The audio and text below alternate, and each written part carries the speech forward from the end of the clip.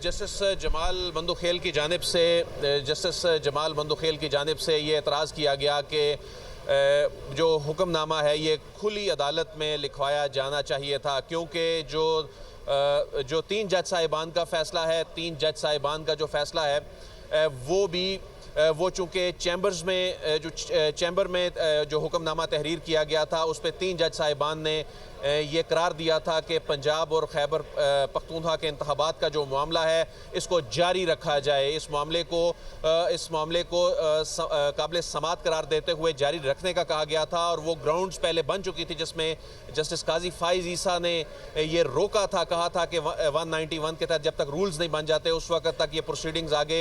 ना लेकर चली जाएं। लेकिन उसके बाद सूरत हाल जब वाज़ेह हो गई, तीन जज साहिबान ने ये करार दे दिया कि इस केस को सुना जा सकता है,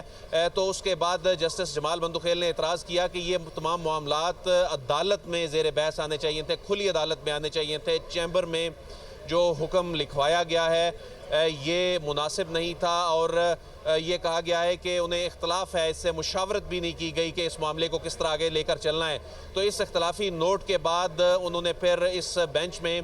बैठने से रिक्यूज़ कर लिया, उन्होंने माजरत कर ली, और उसके बाद जब कोई जज साहब जो हैं वो माजरत कर लेते हैं बेंच में बैठने से तो वो बेंच टूट जाता है। वो बेंच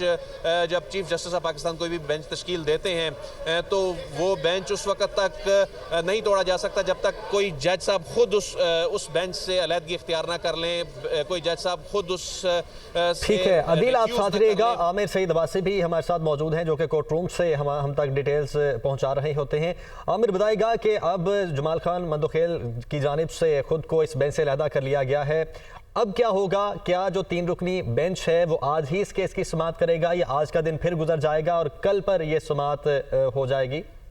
देखिए, अब से कुछ देर के बाद ये तो अदालत की तरफ से वजाहत नहीं की गई कि अब यही बेंच समाअत करेगा या नहीं करेगा, लेकिन जो अदालत में हुआ मैं वो आपको एक्सप्लेन करना चाहता हूँ कि सबसे पहले जब बेंच आया, चार रुकनी बेंच आया, तो justice Jamal Khan, chief justice की तरफ से कहा गया कि मेरे फेलो जज जो हैं जमाल खान बंदूखेल वो कुछ बात करना चाहते हैं, जिस पर जस्टिस जमाल खान बंदूखेल ने गुज़श्ता रोज समाअत का जो हुक्मनामा था वो पढ़ना शुरू कर दिया, जिस पर चीफ जस्टिस ने कहा कि अटॉर्नी जनरल साहब आप ये ऑर्डर पढ़ें। जब वो पढ़ चुके उसके बाद जस्टिस जमाल खान बंदूखेल ने कहा कि इस पर मेरा एडिशनल नोट है, क्योंकि कल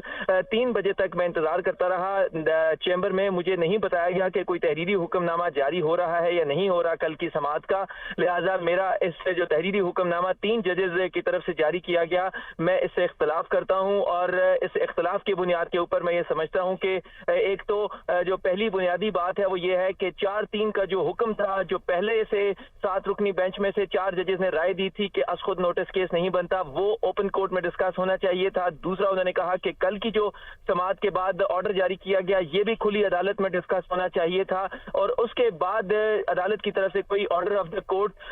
या ऑर्डर ऑफ द डे जो है वो जारी होना चाहिए था। उन्होंने कहा कि मैं ये मुनासिब समझता हूं कि अब मैं इस बेंच का मजीद हिस्सा नहीं रह सकता,